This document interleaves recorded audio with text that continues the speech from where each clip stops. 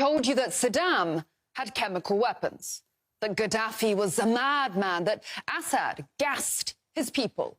Now they're telling you that Iran is nuking up. Well, they didn't tell you that Saddam was dumping the dollar, that Gaddafi dreamt of a gold-backed Pan-African dinar, that Assad switched to budgeting in euros, and that Iran? We've got Hezbollah being funded by Iran, correct? Correct. We have Hamas being funded by Iran, correct? Correct. We have the Houthis being funded by Iran, Correct. correct? We've got all the militias in Iraq. And We now have dead Americans because of the money going back to Iran, correct? All roads go back to Iran. Well, not quite. All roads lead through Iran. Since ancient times, Persia has been a nexus of transport and trade. Slaves and spices, jewels and jade, gunpowder and gold. The Silk Road was a bridge between East and West. And Iran was the gateway. As then, so now. And just as there were bandits in the 1st century, there are bandits in the 21st century too. But instead of swords, they wield sanctions.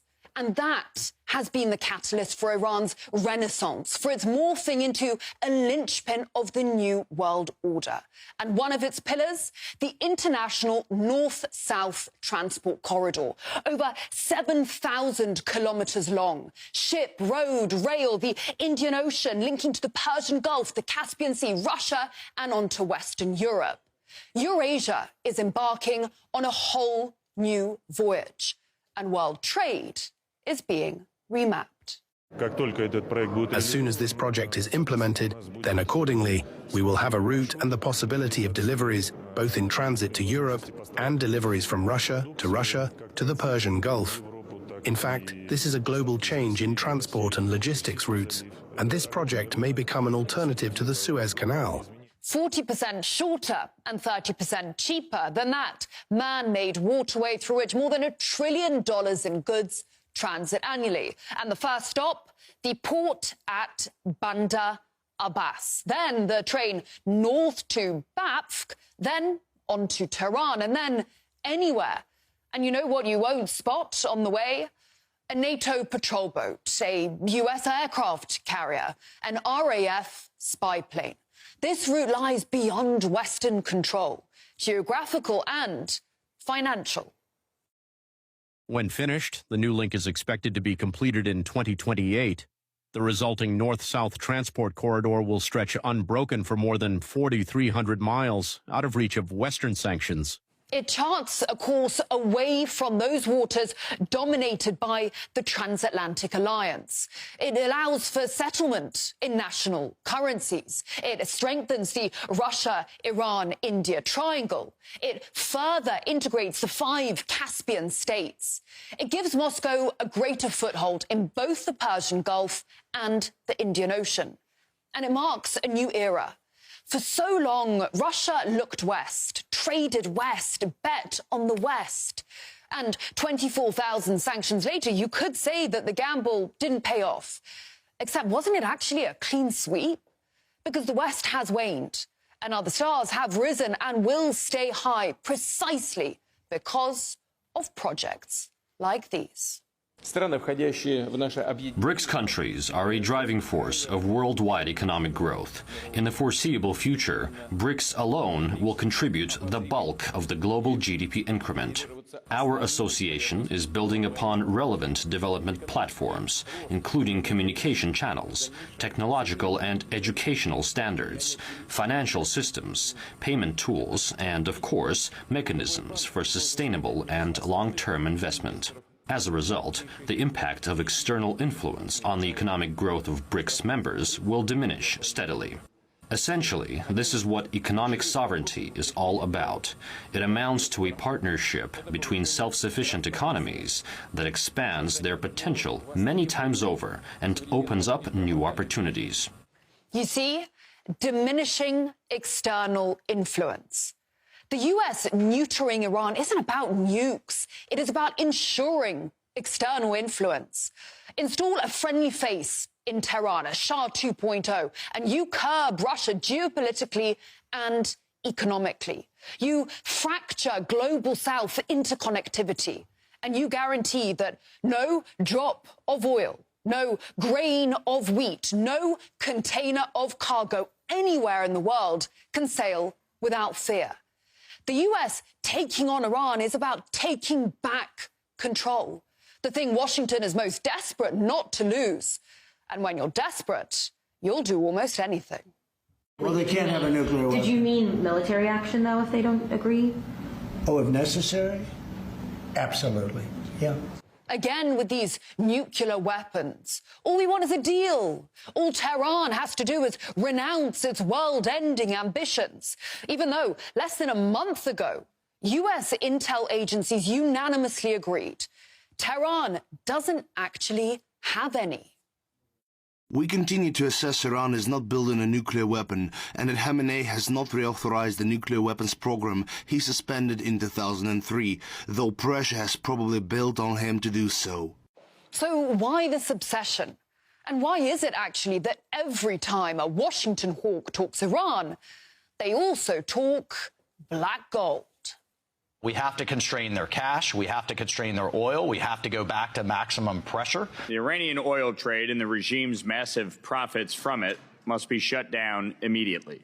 The United States is taking decisive action against anyone involved in facilitating Iran's oil sales at any stage of the supply chain. Do you want to block the sale of Iranian oil to other nations? Well, we have the right to do that, and that's what I did before. We can, again, as I like to say, make Iran poor again. Then at the same time, they have our domestic producers push that up with the highest energy standards in the world. Iran's making exponentially more money on selling that oil that we're allowing because we've walked away from maximum pressure. Iran's total hydrocarbon reserves, so oil and gas, amount to 1.2 trillion barrels. But you can see 70% of that is still untapped, and they are still discovering more. But they can't do it alone. Now, Tehran and Moscow have just ratified a 20-year energy alliance. 2 vast gas fields, Kish and North Pars, will be developed, as will 6 more oil fields. Pipelines will be built, LNG terminals too. With annual exports of 55 billion cubic meters on the cards, which Iran can then sell on to whomever it wants, it will no longer be an isolated pariah. It will be a middleman, running point on the distribution of some of the most in-demand resources in this world, the ones that literally keep economies well-oiled. Iran will be a hub. Iran has the most reliable, safest, and most economical transit or swap route for crude oil, natural gas, and petrochemical products to Afghanistan, Pakistan, and the Indian subcontinent in the east, and Turkey and Iraq in the west, and to the international markets of the Persian Gulf countries. And are they going to be trading in the greenback? Well, I doubt it. Iran currently sells around 90% of its oil to China, and it gets paid in renminbi. 96% of Iranian-Russian trade happens in either the ruble or the rial. And around a fifth of global oil trade now happens without a single dollar bill swapping hands. Now, 2 giants are pooling resources and tapping the untapped. And you don't think that will shift the balance of power in the global market? You don't think the US is terrified about losing the authority to dictate whom energy is sold to and on what terms? We all saw the terror around Nord Stream 2. This is the same threat, but bigger. And it's bigger because of the precedent it could set. If they can do this with oil and gas, then why not wheat? Why not coal or minerals? It's got it all. And is finding yet more. A whole other platform for commodities trading is being sketched out right now, and Iran is a key architect of it. But it's not the only one. And here is where we get to what all this is actually about. And it ain't Iran. Remember what I showed you at the start, Mike Waltz? Well, I wasn't totally honest with you. I might have edited it a little, because I wanted you to see the small picture before I showed you the big picture. All roads go back to Iran, but really, it's Chinese money that is fueling Iran, that is fueling terrorism. You see, the Islamic Republic is a bit of a jewel for the People's Republic. And in part, that is because of location, location, location. To its north, the Caucasus. To its east, Central Asia. To its south and west, the Middle East. It sits at the crossroads to everywhere. So little wonder it's a part of the Belt and Road family. Iran lies along the southern corridor, which runs from Xinjiang through 7 Central Asian countries to the Persian Gulf. It is the safest and shortest land corridor for Chinese goods to reach Europe. And it opens the door for Beijing politically and economically. In fact, Iran is facilitating Biden's worst nightmare. Let me state clearly that the United States is going to remain an active, engaged partner in the Middle East. We will not walk away and leave a vacuum to be filled by China, Russia, or Iran. But this isn't just about enhancing Beijing's clout in the Middle East at a time when U.S. credibility is at an all-time low. China's meteoric rise is thanks to what? Industrialization. Its industrialization is thanks to what?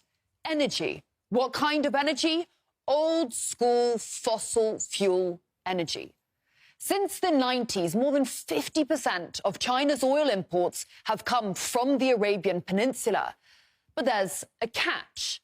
The majority of oil-producing nations there are close allies of America, an increasingly hostile and belligerent America.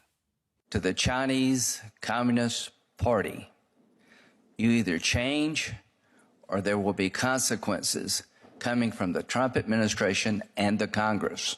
It's time for us to go on the offensive and abandon illusions about what kind of adversary we're faced. This is not a managed competition. This is a competition we must win. China has too much influence over the Panama Canal, and America's going to take it back. I say, and what I've learned and what I've seen in my long career, is China understands only one thing: the stick. Give them the stick. We don't want you buying our land.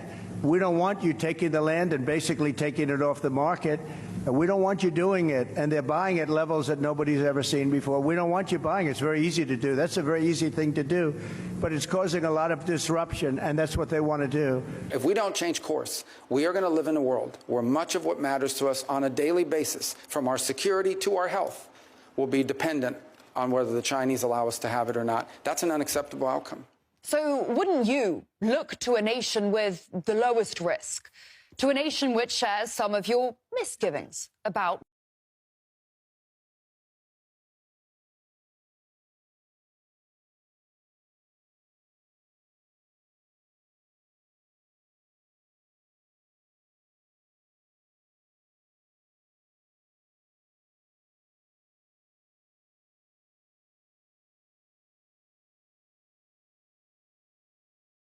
one who understands that your energy security is your economic survival? I think you would. China and Iran are not necessarily allies, but they are strategic partners. Theirs is a perfect marriage of geopolitical imperative and economic necessity. So, no, long story short, it's not about Iran. And next time Lindsey Graham comes out saying something like this: hit Iran. They have oil fields out in the open. They have the Revolutionary Guard headquarters you can see from space. Blow it off the map. Understand that what he's actually saying is take China out. Cut off its oil. Cut off its markets. Cut off its partners, its logistics, current supplies, long-term investments. Cut it all off. Lay siege to the nation in our rear-view mirror and do everything to make sure it never overtakes us. Because that's what this is, fundamentally. Nothing more than a refusal to accept that someone is coming for your crown. And we've been here before. In the late 60s, the US was in trouble. Inflation was high, unemployment was higher. And for the first time since 1893, it was running trade deficits. So what did it do? Tariffs. 10% tariffs. This import tax is a temporary action. It isn't directed against any other country. It's an action to make certain that American products will not be at a disadvantage because of unfair exchange rates. When the unfair treatment is ended, the import tax will end as well. Except it was against another country. 2 countries, to be exact. West Germany and Japan. Why? Because they dared recover from the war and even become competitors in textiles and electronics, iron and steel. Suddenly, the US was losing market share. So it did what it does best. My view is that the foreigners are out to screw us, and therefore it's our job to screw them first. A decade later, déjà vu. Japan was booming, the second largest economy in the world. And again, alarm bells rang on the Hill, doomsday predictions of an economic Pearl Harbor. And all the usual accusations followed. Unfair trade practices, stealing US intellectual property. Sound familiar?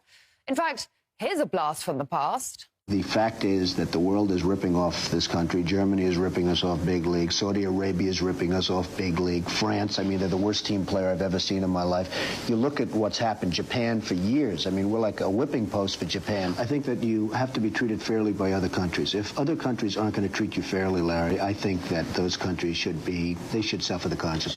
Which is then what happened. Japan had a cap on how many cars it could ship stateside. A tariff was put on its motorcycles to protect Harley-Davidson.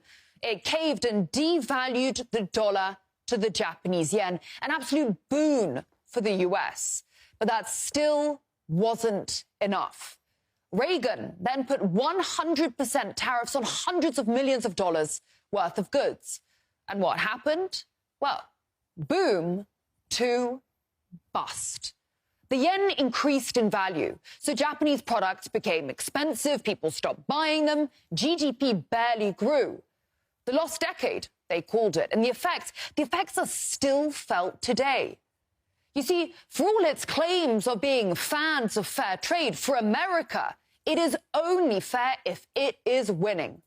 And if there's even a whiff of a loss, it bullies, because it can, every single time. And this time is no different. Tariffs and trade wars, and finally, back to where we started, taking out Iran. It is all part of the plot to stay on top. And there's not much they won't do to stay on top. You know, one of the interesting ideas that's floated out there for deterrence is just making it very clear to the Chinese that if you invade Taiwan, we're going to blow up TSMC. World economy be damned. In the meantime, they'll tell you that they have to blow up Iran to keep you safe. World peace be damned. They'll tell you that they really don't want to, of course, that it was never part of the plan. But Iran left them no choice. Just remember, there is always a choice, just as there is always a plan. This is a memo that describes how we're going to take out 7 countries in 5 years, starting with Iraq and then Syria, Lebanon, Libya, Somalia, Sudan, and finishing off Iran.